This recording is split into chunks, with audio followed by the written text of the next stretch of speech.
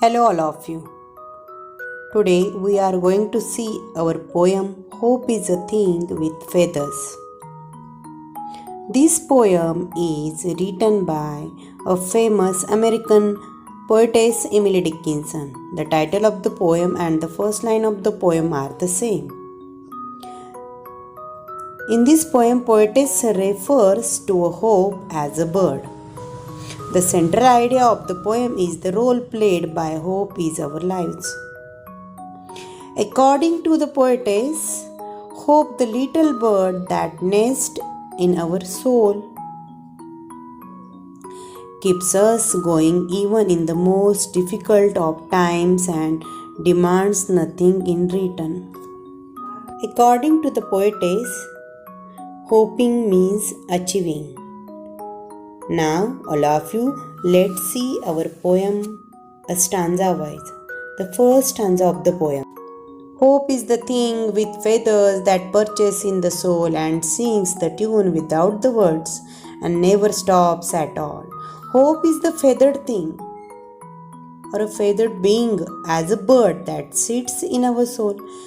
The tune it sings is without words. It is a feeling more than a wordy thoughts, and its singing never stops.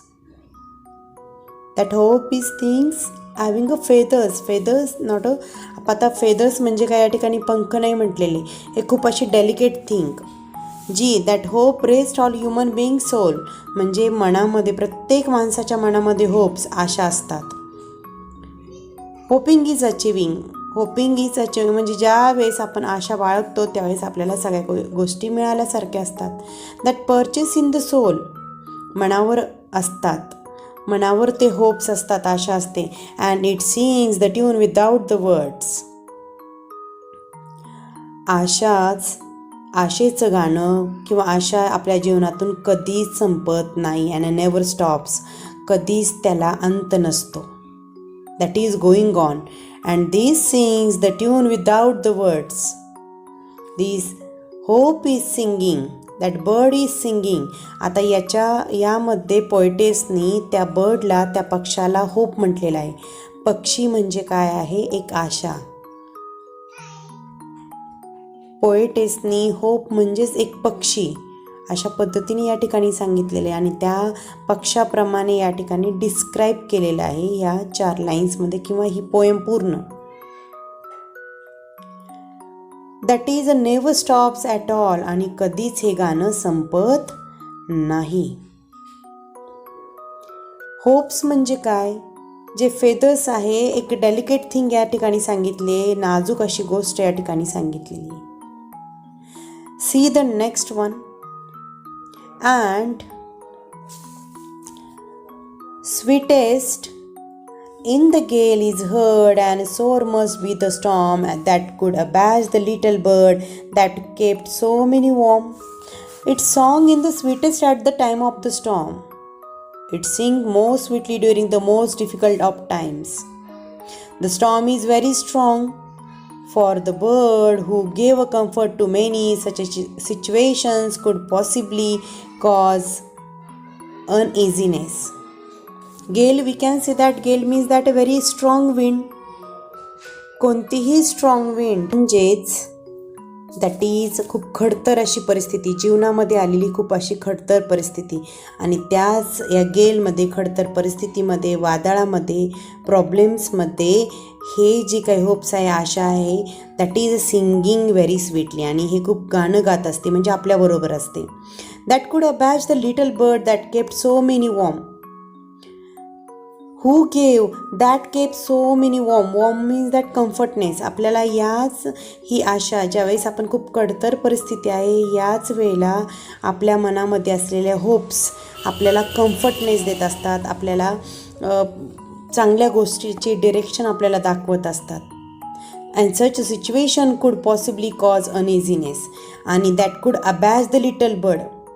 आणि या सिच्युएशनमध्ये किंवा हीच वादळं त्या पक्षाला किंवा त्या होप्सला अबॅश म्हणजेच काय, अनइझीपणा दाखवू शकते किंवा त्याला अनइझी फील होऊ शकते. म्हणजेच काय, खडतर परिस्थिती जरी असली तरी होपचं हे स्वीट जे काही गाणं असतं ते चालू असतं आणि हेच गाणं किंवा ह्याच होप्स आपल्याला काय करत असतात, कम्फर्टनेस देत असतात, आपल्याला दिलासा देत असतात, आपल्याला आधार देत असतात, पुढे जाण्यासाठी एनर्जी देत असतात, एक आपला मनामध्ये आत्मविश्वास निर्माण करत असतात.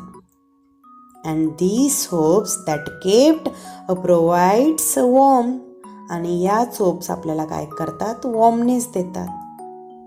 That's why that a bird hope as a bird, म्हणूनच होप्सला काय म्हटलेलं आहे, ॲज अ बर्ड म्हटलेलं आहे. बर्डच्या सुद्धा एखाद्या पक्षाच्या जीवनामध्ये पण कितीही वादळ येऊ, पाऊस हो, वारा वाहू, तरी पण बर्ड, तो पक्षी त्या पद्धतीने आपलं घरटं मोडलं तरी पुन्हा घरटं नव्या उमेदीने बांधत असतो. म्हणूनच होप्सला ॲज अ बर्ड म्हटलेलं आहे. होप म्हणजे काय, as a bird. See the third one. I heard it in the chilliest land and on the strangest sea, yet never in extremity it asked a crumb of me. Means, I have heard the song of this bird, the song of hope, in the most difficult circumstances, yet even in the worst of situations, never ask a wee bit from me in return. I have heard it in Chile's land. Chile's land, we can say that very difficult circumstances. अतिशय खडतर परिस्थिती असेल. Strangest sea. In extremity means that very worst situations. अगदी strangest sea असेल, difficult situation असेल, त्यावेळेस मी हे गाणं ऐकलेलं आहे. म्हणजेच काय, the song of the hope, मी हे ऐकलेलं आहे व्हेरी डिफिकल्ट सर्कमस्टान्सेसमध्ये सुद्धा.